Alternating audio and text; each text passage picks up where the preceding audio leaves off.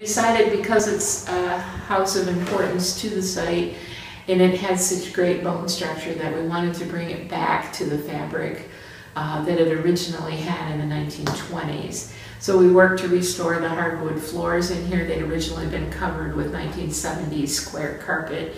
And we took all of that up where we could, replastered walls, repainted, did color matches for paint analysis, so we know that these are the colors of the rooms, and then kind of went from there. It was oriented to US 12 originally. The remnants of the driveway, there was a big circle drive that came around here, so the actual orientation of the house is to 12, and so you would have come up the front, parked here, and then entered the house here in the foyer, which this is a colonial revival house, which means everything is symmetrical. When you have one wing on one side, there should be a corresponding wing on the other side of the house. And another one of the things that we did in this structure to bring it back was 40 years ago there was a floor-to-ceiling wall here that entirely encased this banister. And there was a wall here at the foot of the stairs with a door, so nobody even knew that the banister was there. And when our carpenters came to do the restoration work, they actually found this piece of the banister down in the shop and were able to bring it back and restore it and recreate the platform step here on the bottom so that we could bring it back, and also the batten wall covering here along the stairs, which had also been covered up. And we had a big, massive reception desk that took up probably this much of the room here as well as the other space. So that gave us a lot more floor space and really opened up and what I would like to say relaxed the house to visitors and gave us some more space to work with. We also added new bathrooms, ADA bathrooms to the building.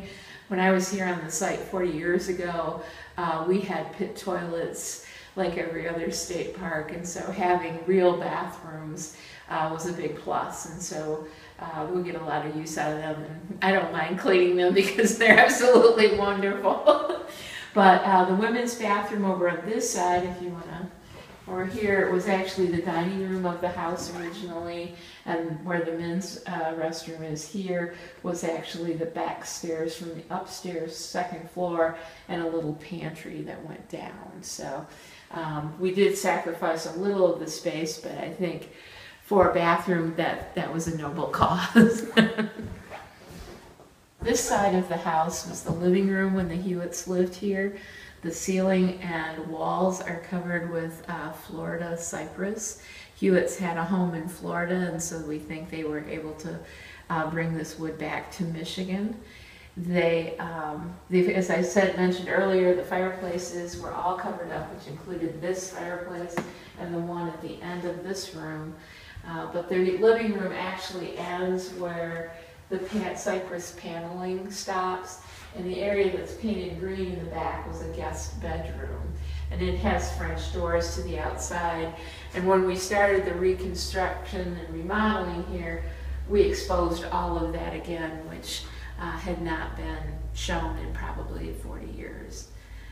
It's funny, the Hewitts, Jim Hewitt's youngest son, Ted, lives in Oregon, and he and I had been corresponding back and forth throughout this project, and he remembers at Christmas time this room was so dark, the living room that we're in, that when it came time for Christmas pictures, the family had to go out on the porch to take the family picture because the house was too dark for the camera technology at the time. So an interesting comment on the building and its use.